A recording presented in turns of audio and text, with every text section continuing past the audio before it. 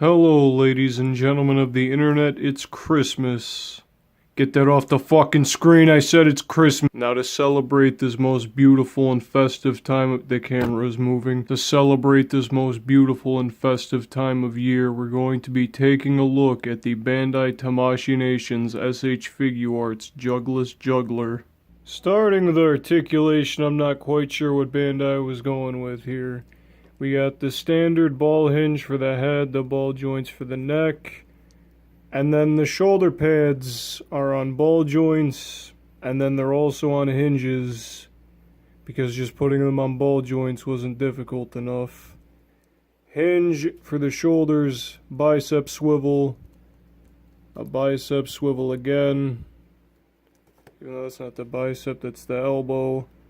Wrist joint for the chest and the midsection. The hips are fucking weird.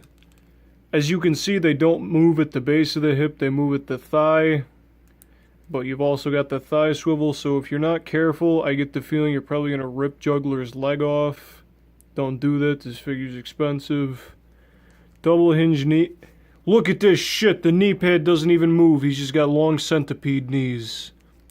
And then you've got the standard Figuarts ankles. So that's a mess. Moving on to detail, this figure's got it very good, except in a few spots where he doesn't. Now, overall, the complete package is excellent when it comes to this guy's looks. You got this flesh-like detailing on the armor, the very nice vibrant orange contrasting with the metallic gray. He's got some lining on his biceps, which is always nice. The crescent moon scar on his chest, which kind of looks like a color timer, but it isn't.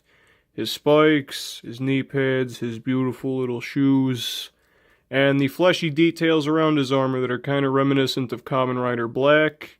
The spine, another crescent moon on his back. The head is my favorite aspect of this design and on this figure in general. You got his horn and his big chin, and according to the designers, it's supposed to be reminiscent of a crescent moon. And finally, you've got the eyes, which I'm not too crazy about. No translucent parts, they're just painted green, which it works. It's not great. It's also not terrible. It's serviceable. It could be better. This, no. What happened is, Juggler is supposed to have some python skin detailing on his arms, and he doesn't have it on the figure. There's some weathering, and you can see the pattern on the box, so it's not like they were using a suit that didn't have it. They knew it was supposed to be there. And it's not like they couldn't just add it with tampagraphs, so this is the part of the video where I tell you that if you have small pets that like to chew on things, keep them away from your figures. Now, those of you keen-eyed hawks in the audience can see that there's already some imperfections here, and it was much worse than this, but I don't have pictures of it. Yao, whose Facebook page will be in the description, was kind and merciful enough to fix the sword from this state of disrepair, but there are some things that handiwork just can't fix. But, very nice color silver, very close to what it was out of the box before the damage, some gold under the blade, the handguard looks very nice, it's detailed, it's purple, which is even better. The handle with a purple handle, that was an oxymoron, but you know what I mean. Some texturing for the rest of the handle, and then the pommel looks very cool. So an essential accessory for the character. If it's damaged, you're kind of shit out of luck, unless you display him with this, and it's not really the same. Next up, we have the Dark Ring.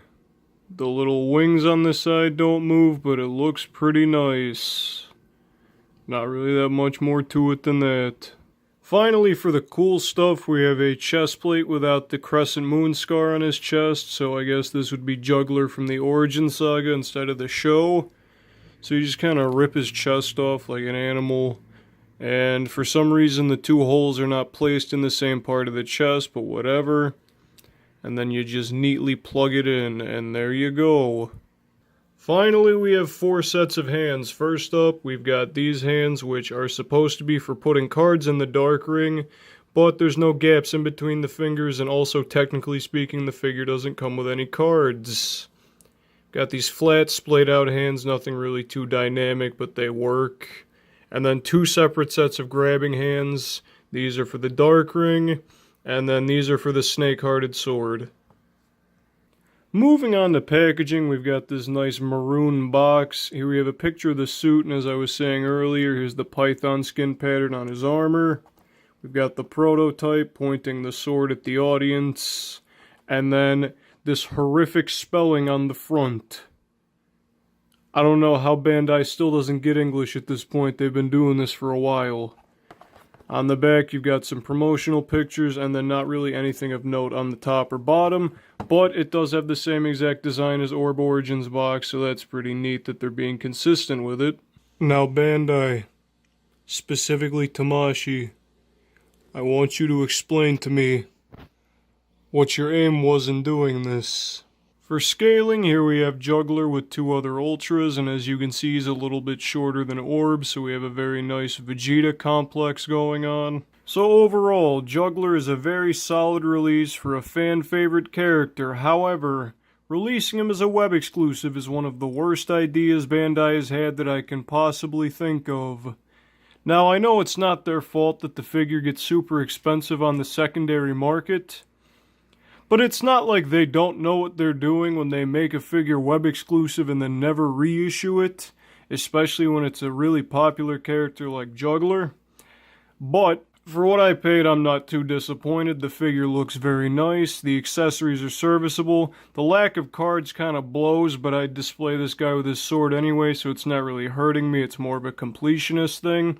So if you're a fan of the character, I'm assuming a lot of you are, be very careful when you're buying this guy.